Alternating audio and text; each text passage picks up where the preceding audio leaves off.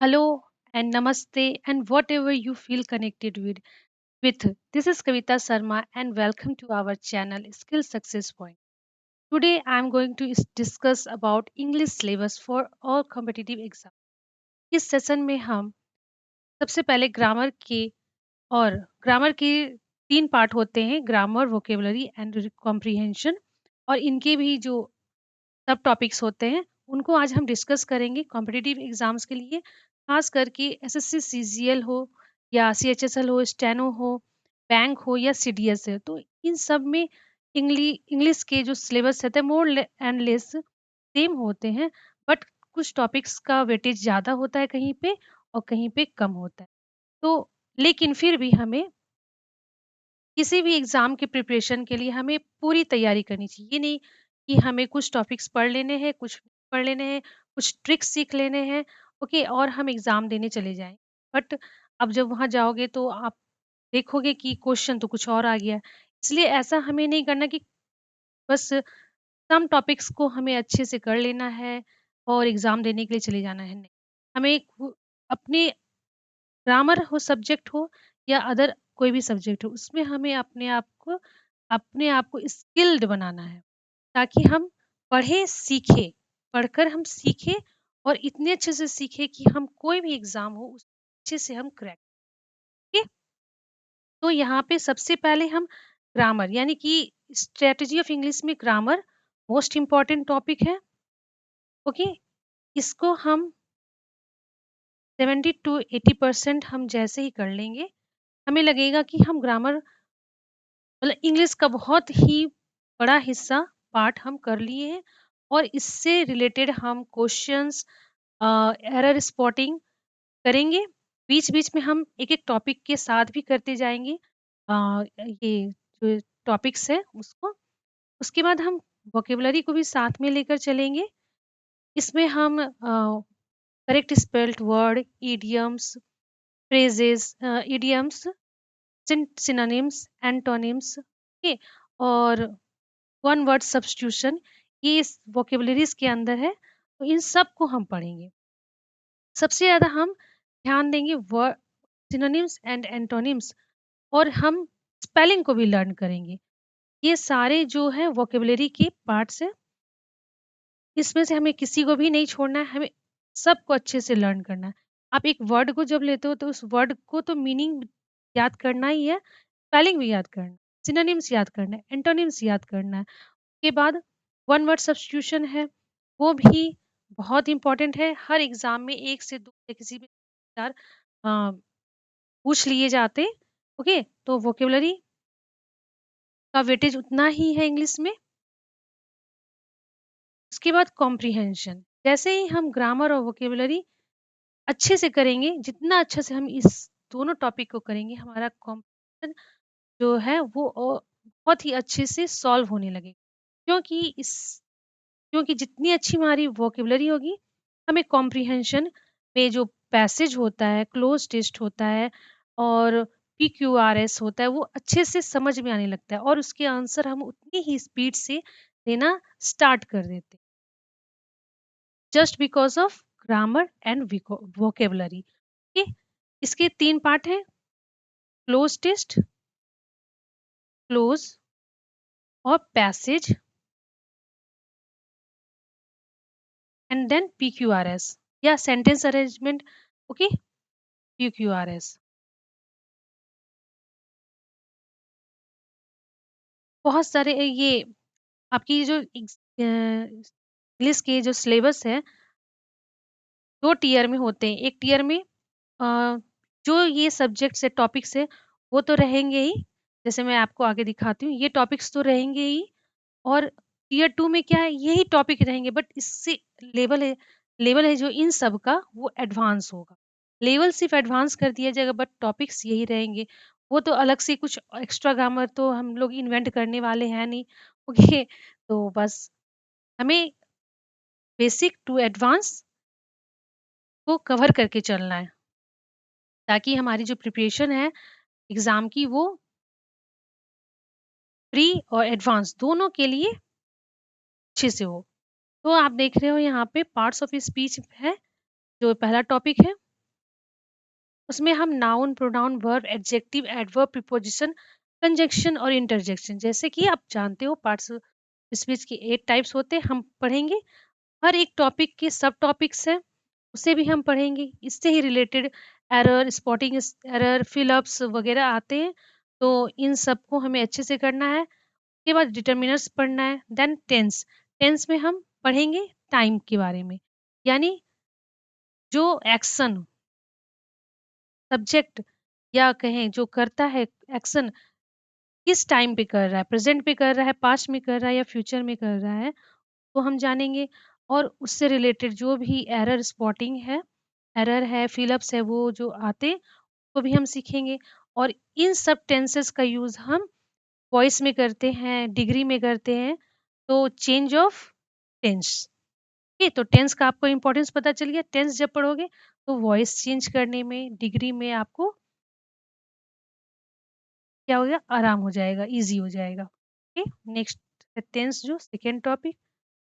ये टॉपिक्स है ओनली, इसके अंदर बहुत सारे टॉपिक्स हैं।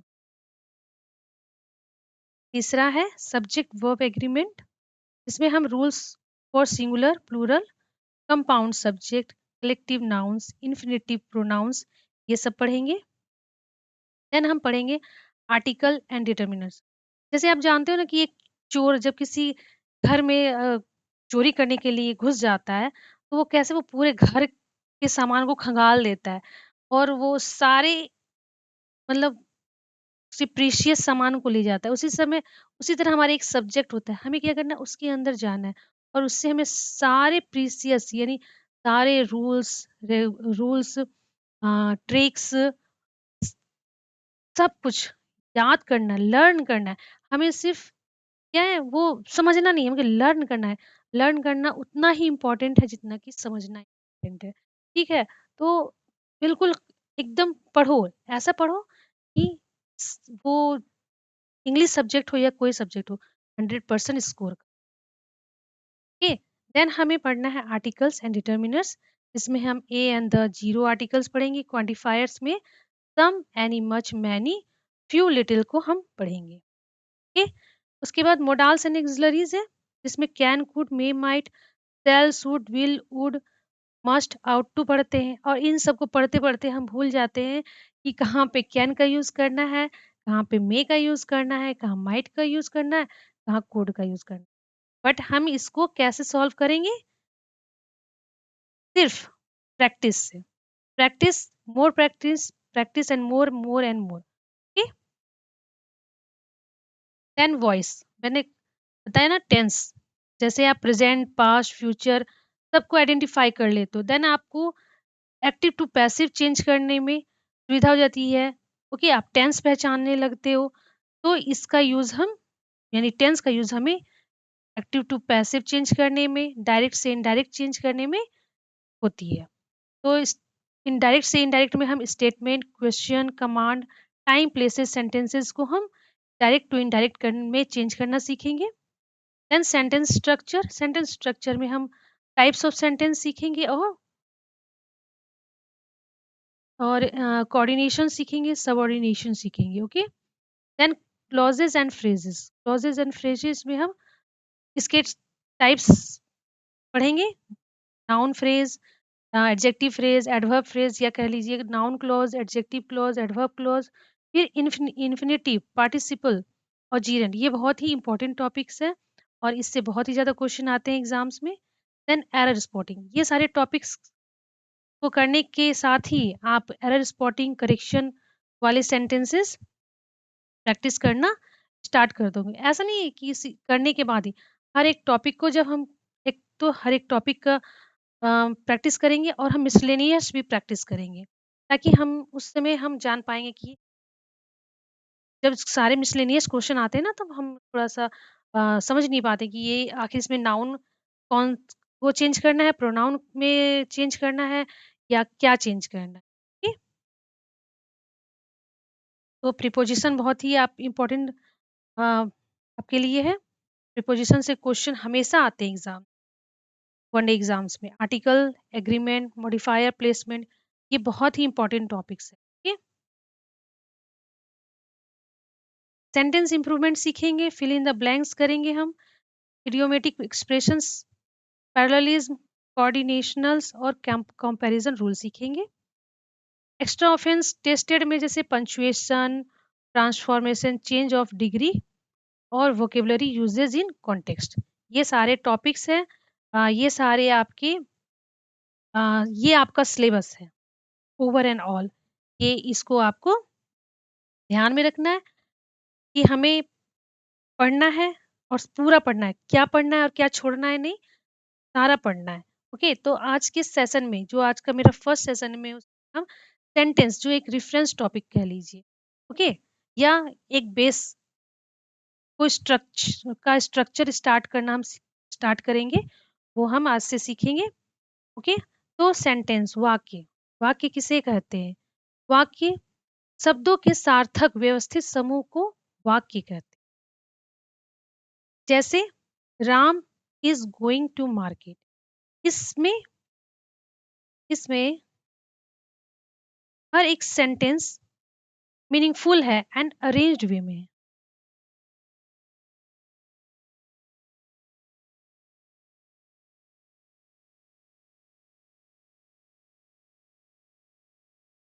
ओके, सबसे पहले तो मैं आपको बताती हूँ, राम मतलब यानी subject, then verb, then object. तो हर एक वर्ड अरेंज्ड वे में, और ये सेंटेंस मीनिंगफुल है, थॉटफुल है, या हम कुछ भी नहीं लिख दे रहे जिसका हमें मीनिंग तक नहीं समझ में आ रहा है। यानी कि जब आप कोई चीज लिख रहे हो, पढ़ रहे हो या बोल रहे हो और वो उसकी जो मीनिंग है वो क्लियर है, देन वो एक कंप्लीट सेंटेंस होता है, सेंटेंस है। और वो जो ठीक है, एक सेंटेंस में एक सब्जेक्ट होता है, एक प्रिडिकेट होता है, और सेंटेंस हमेशा कैपिटल लेटर से ही स्टार्ट होते हैं।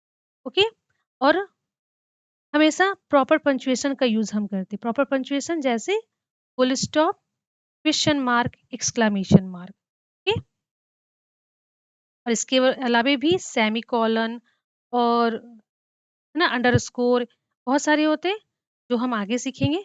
तो एक सेंटेंस कंप्लीट तब होता है जब वो एक सब्जेक्ट, उसमें एक सब्जेक्ट हो, प्रिडिकेट हो यानी कि विषय हो, विधेय हो, और प्रॉपर पंचुएशन का यूज हो, उसे ही हम सेंटेंस कहेंगे। तो सेंटेंस के दो पार्ट होते हैं, एक तो सब्जेक्ट और प्रिडिकेट। इसमें सब्जेक्ट किसे कहते हैं? जो हमें बताता है, ठीक है, सेंटेंस। सबसे पहले हम सब्जेक्ट को हिंदी में समझ लें। जो सब्जेक्ट यानी सब्जेक्ट जो किसी व्यक्ति वस्तु या जो किसी व्यक्ति वस्तु या अ, स्थान को संदर्भित करता है, जो किसी व्यक्ति वस्तु या विचार को संदर्भित करता है, उसे हम सब्जेक्ट करता है। और सब्जेक्ट किसे कहते हैं? जिसके बारे में चर्चा की जा रही है, अध्ययन की जा रही है, कुछ बताया जा रहा है, उसे ही हम सब्जेक्ट कहते हैं। समझ में आया? जिसके बारे में कुछ चर्चा की जाती है, अध्ययन की जाती है, या बताया जा रहा है उसके बारे में, तो उसे ही हम सब्जेक्ट कहते हैं। अब इंग्लिश में हम समझ लेते हैं। The subject is the part of a sentence that tells who और what the sentence is about. Subject sentence का वह हिस्सा होता है जो टेल्स बताता है कि हु और व्हाट, कौन और क्या है, कौन और क्या है, सब्जेक्ट कौन और क्या है। It usually contains a noun और प्रोनाउन। तो सब्जेक्ट हमेशा नाउन या प्रोनाउन ही होते हैं। ठीक? जैसे आप देखो, एक सेंटेंस हम लेते हैं, the dog is barking. The dog is barking is a sentence. आप क्वेश्चन करो हु और व्हाट लगा करके, ठीक है, यहाँ पे हु लगा के हम कर रहे हैं, हु इज बार्किंग, आपको आंसर आएगा द डॉग। जब भी हम प्रश्न करते हैं हु और व्हाट से और आपको आंसर आता है, देन आपको then it means it's a subject and it is a complete complete sentence, meaningful sentence. She reads a book, who reads a book? She. Then यहाँ पे ये सब सब्जेक्ट हो गए। ठीक है? प्रेडिकेट, प्रेडिकेट वाक्य का वह हिस्सा होता है जिसके बारे में जिसके बारे में बताया जाता है। ओके, वह हिस्सा होता है जिसमें कर्ता के बारे में कुछ बताया जाता है। जैसे the dog is barking, the dog is barking, तो यहाँ पे कर्ता कौन है? The dog. तो डॉग के बारे में बताया जा रहा है कि वह भूख रहा है। Okay, she reads a book, तो यहाँ कर्ता कौन है? सी। द प्रोनाउन, उसके बारे में बताया जा रहा है कि वह पढ़ रही है। माय फ्रेंड्स प्ले क्रिकेट, यहाँ पे सब्जेक्ट फ्रेंड है, फ्रेंड के बारे में बताया जा रहा है कि वह क्रिकेट खेलता है। ओके, अब यहाँ पे भी हम सब्जेक्ट प्रेडिकेट देख लेते हैं कि प्रेडिकेट सब्जेक्ट के बारे में क्या बताता है। प्रेडिकेट सब्जेक्ट के बारे में क्या बताता है? बर्ड फ्लाई, बर्ड क्या कर रही है? तो फ्लाई कर रही है। The teacher is explaining the lesson, teacher क्या कर रही है? टीचर के बारे में बताया जा रहा है कि टीचर लेसन को एक्सप्लेन कर रही है। Rahul and Priya are watching a movie, Rahul और प्रिया क्या कर रहे हैं? यहाँ क्या आ रहा है ना, व्हाट, क्या कर रहे हैं? हु तो आ गया, यहाँ व्हाट सेंस, हु और व्हाट सेंस जब आ जाए तो उसे ही हम सेंटेंस कहेंगे। Are watching a movie, understand? तो हु और व्हाट से जब आंसर आ जाए, that means that is the subject. और जब कर्ता के बारे में जब कुछ बताया जाए उसे हम प्रेडिकेट कहें। टाइप्स ऑफ सेंटेंस, आपको सेंटेंस में हमने सब्जेक्ट प्रेडिकेट बताया, बहुत सारे एग्जाम्स में अंडरलाइन भी करने आते हैं। ठीक है, वहाँ पे सब्जेक्ट और प्रेडिकेट को अंडरलाइन करने के लिए दिया जाता है। इसलिए मैं चाहूँगी कि अगर इन फ्यूचर अगर पूछ लिया जाए देन आप कभी भी छोड़ करके ये क्वेश्चन नहीं आओ। तो सब्जेक्ट्स प्रेडिकेट के बाद हम टाइप्स ऑफ सेंटेंस पढ़ते हैं। हम यहाँ पे sentence on the basis of structure पढ़ेंगे। फंक्शन बेस्ड जो सेंटेंस है वो हम आगे पढ़ेंगे। तो यहाँ पे सेंटेंस 4 टाइप्स के होते हैं। Simple, compound, complex and then सबसे लास्ट में कंपाउंड कॉम्प्लेक्स। ओके, ओके, आप यहाँ पे एक चीज बताओ, क्लॉज किसे कहते हैं?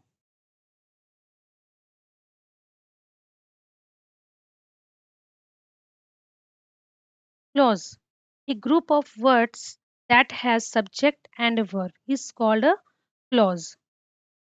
Clause किसे कहते हैं? A group of words that has subject and a verb is called a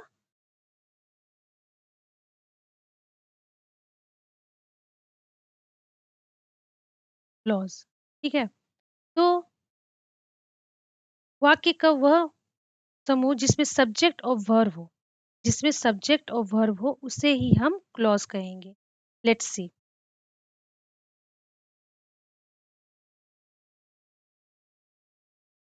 Ravi plays cricket,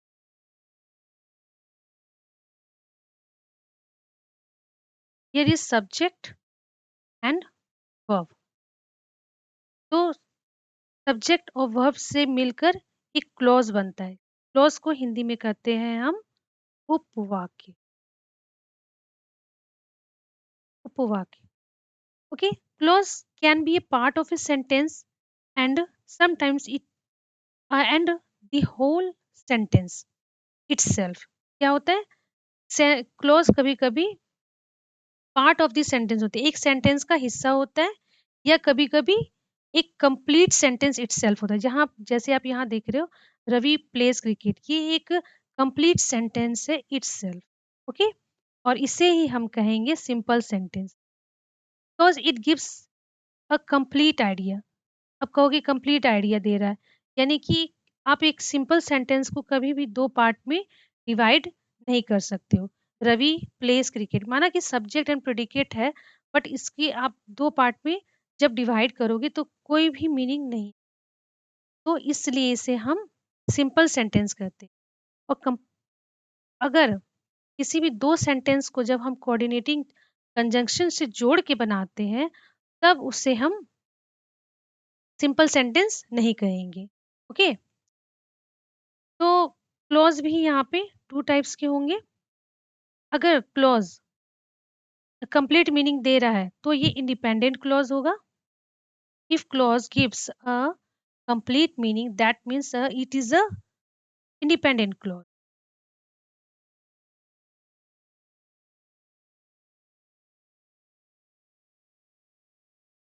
और अगर एक क्लॉज कंप्लीट मीनिंग नहीं दे रहा है और वो किसी इंडिपेंडेंट क्लॉज पे डिपेंडेंट है, तो उसे हम डिपेंडेंट क्लॉज कहें।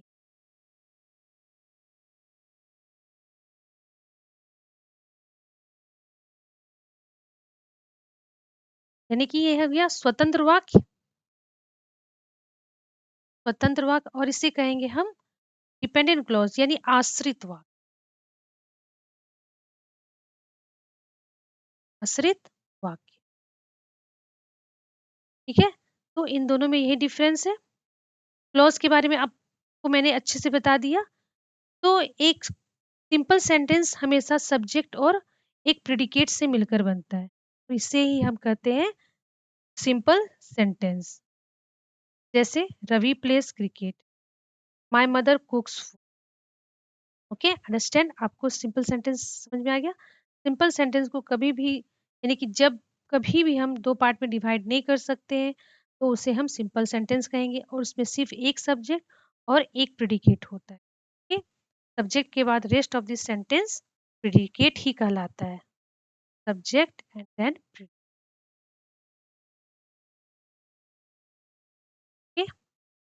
अब लेट्स सी कंपाउंड सेंटेंस पे हम चलते हैं। आई होप कि आप लोग को सेंटेंस अच्छे से समझ में आ गया होगा। अगर लग रहा है कि मैं ये क्लास को ज़्यादा लेंदी लेकर जाती हूँ, ज़्यादा आपको लग रहा है टाइम कंज्यूमिंग, आप कमेंट करें, ठीक है? लेकिन मैं कहूँगी कि जब पढ़ना है तो अच्छे से पढ़ें, ठीक है? भाग-भाग के तो हम कहीं भी नहीं पहुँच पाते। कभी इस रास्ते को पकड़ते, कभी उस रास्ते को, यानी कभी इस चैनल को, कभी उस चैनल को, कभी उस चैनल को। ओके, तो ऐसा तो हम भी करते थे, बट हमने जब जाना कि नहीं, आप एक टीचर से पढ़ो और अच्छे से पढ़ो। उसके मतलब उसके क्लासेस को कंटिन्यू करो। देन आप देखोगे कि आपको सक्सेस ज़रूर मिलेगी। ओके, देन हम कंपाउंड सेंटेंस को पढ़ लेते हैं। सिंपल सेंटेंस को हम साधारण वाक्य कहते हैं,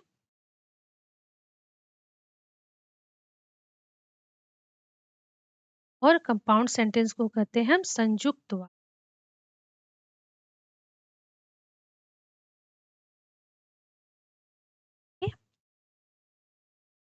संयुक्त वाक्य यानी कि आप मीनिंग से देख लो, हिंदी में संयुक्त यानी जोड़ना।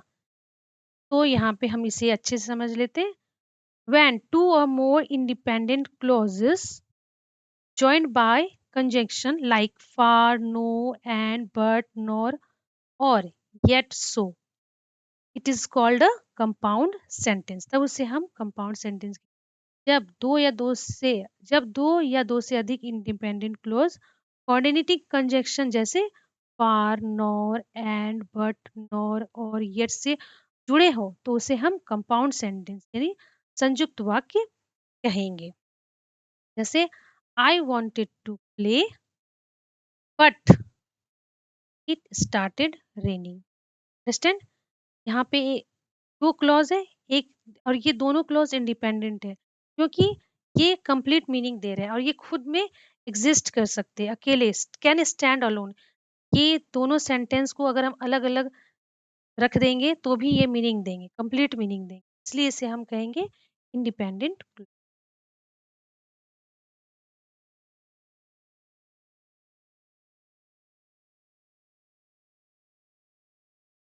ये भी सेम है, और यहाँ पे एक कोऑर्डिनेटिंग कंजंक्शन हमें बट मिल गया, इस वाइज हम इसे कंपाउंड सेंटेंस कहेंगे।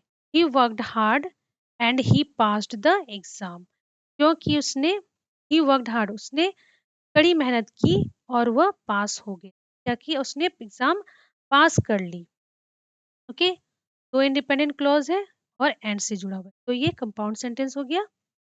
देन हम कॉम्प्लेक्स सेंटेंस को समझ लेते हैं। कॉम्प्लेक्स सेंटेंस जटिल वाक्य।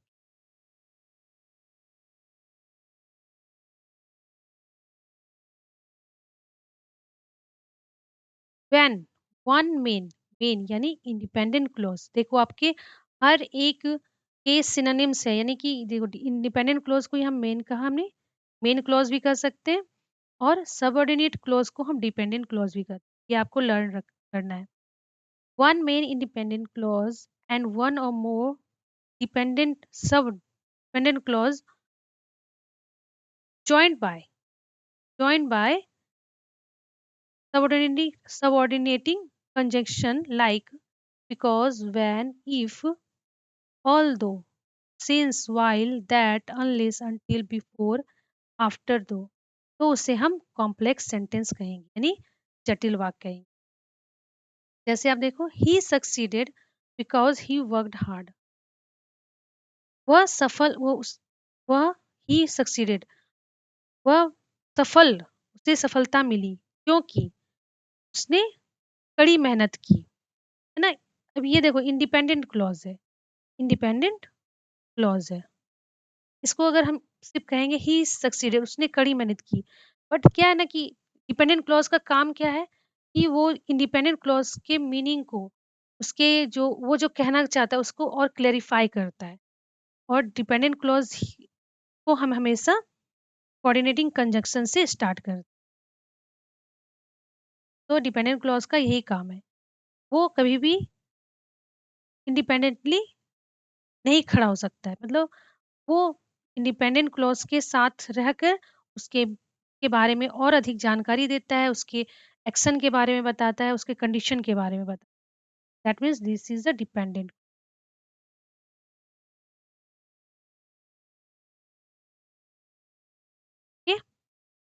एक और एग्जाम्पल समझ लेते हैं। ऑल दो I was tired I finished my homework.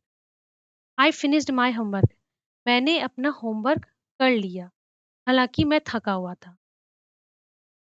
ये सिंपल सी बात है, हम अपना डेली लाइफ का काम करते हैं, प्यार से करते हैं, आराम से करते हैं, बट जब आपको कुछ प्रॉब्लम हो या आप बीमार हो जाते हो, तो उस समय वो काम बहुत ही अ, मुश्किल से करना होता है।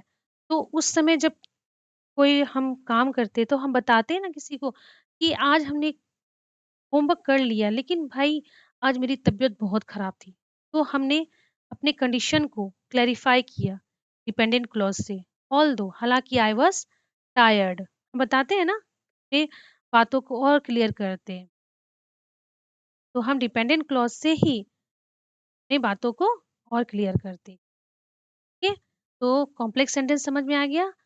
वन मेन इंडिपेंडेंट क्लॉज़ होना चाहिए और एक से अधिक डिपेंडेंट क्लॉज़ हो जाता है जब, तो वो कॉम्प्लेक्स सेंटेंस तो स्टूडेंट्स, फ्रेंड्स जो भी, ठीक है? तो कंपाउंड और कॉम्प्लेक्स सेंटेंस हम पढ़ चुके, सिंपल भी पढ़ चुके। तो कंपाउंड और कॉम्प्लेक्स सेंटेंस से मिलकर एक और सेंटेंस बनता है कंपाउंड कॉम्प्लेक्स सेंटेंस। तो कंपाउंड कॉम्प्लेक्स सेंटेंस में एटलीस्ट 2 इंडिपेंडेंट क्लॉज़ होते हैं और 1 और मोर सबऑर्डिनेट क्लॉज़ होते हैं, जिससे कंपाउंड कॉम्प्लेक्स सेंटेंस बनता है। कि इसे पहचानने के लिए हम हमेशा ध्यान देंगे कि कंपाउंड सेंटेंस के लिए हमने कोऑर्डिनेटिंग कंजंक्शन याद किया था, फॉर एंड,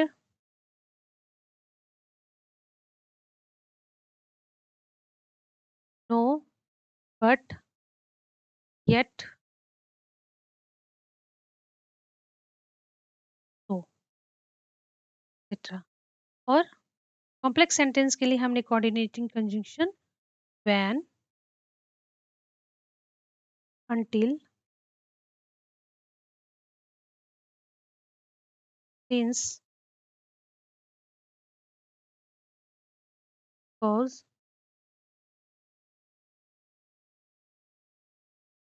एक्सेट्रा हमने याद किया। तो हमें ये सबसे पहले मेमोराइज जैसे ही हम रखेंगे, हमें समझ में आ जाएगा कि compound complex, complex and compound complex में डिफरेंशिएट करना। तो आपको यहाँ पे let's see example. When I reached the station, the train had left and I felt sad. When I reached station, हम कहाँ से स्टार्ट करेंगे? The train had left. Train जा चुकी थी। When I reached the station and I felt sad. तब मैं दुखी हूँ। ओके, तो आप यहाँ देखो सबसे पहले हम कंजंक्शंस ढूँढ लेते हैं, 1 और 2। तो यहाँ पे आप देख रहे हो एंड जैसे ही मिल गया तो हम देखेंगे कि ये सेंटेंस कैसे। तो यहाँ पे सेंटेंस आप देख रहे हो कि ये एक इंडिपेंडेंट क्लॉज़ है। The train had left, I felt sad. ये दोनों सेंटेंस एंड से जुड़े हुए हैं, then it is a compound sentence.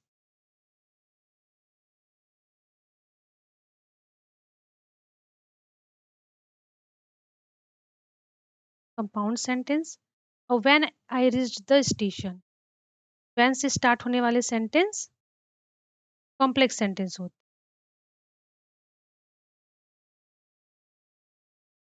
तो बन गया ना कंपाउंड कॉम्प्लेक्स सेंटेंस। ओके, एक और एग्जांपल लेते हैं। I wanted to go for a walk, but it started raining because the clouds were heavy. I wanted to go for a walk, independent clause. It started raining, independent clause. Because the clouds were heavy, dependent. Okay? और ये सब मिल के बन जाते हैं compound complex sentence. Compound complex sentence समझ में आया? तो यहीं तक आज का हमारा सेशन है। आई होप कि आपको ये सेशन अच्छा लगा हो। इतना डिटेल्ड में हम जब हर एक टॉपिक को पढ़ेंगे तो मानिए वाकई में हम इंग्लिश को एकदम निचोड़ करके पढ़ने वाले हैं, एकदम निचोड़ के इसकी सारे ज्ञान को हम लेने वाले। ओके, और कोई भी PQRS हो, सेंटेंस अरेंजमेंट, ओके, फिलअप्स हो, हम उसको अच्छे से और सेकेंड्स में करेंगे। ठीक है, अब इसको पढ़ने के बाद आपको बस करना है क्या, रिवीजन। बस एक बार पढ़ने से आपको मेमोराइज नहीं होगा, आप रिवीजन करो। और एक काम करो, इससे रिलेटेड कुछ 10-12 क्वेश्चन भी आप कहीं से निकाल लो और रिवीजन करो। मैं तो कराऊंगी, बट आपको पढ़ना है अपने लिए, एग्जाम क्रैक करने के लिए, तो आपको एक्स्ट्रा एफर्ट और लगाना होगा। हम एफर्ट लगा रहे हैं बट आपको एफर्ट और लगाना है। ओके, तो thank you and bye bye. Session में बने रहने के लिए आप अपने फ्रेंड्स को, रिलेटिव्स को, या जो पढ़ने वाले स्टूडेंट्स हैं, या जो स्टूडेंट्स जो बिगनर्स हैं, तो शेयर कीजिए इस चैनल को। तो नेक्स्ट सेशन में हम फिर मिलते हैं। Thank you and bye bye. बने रहिए कविता शर्मा के साथ। Thank you, bye bye.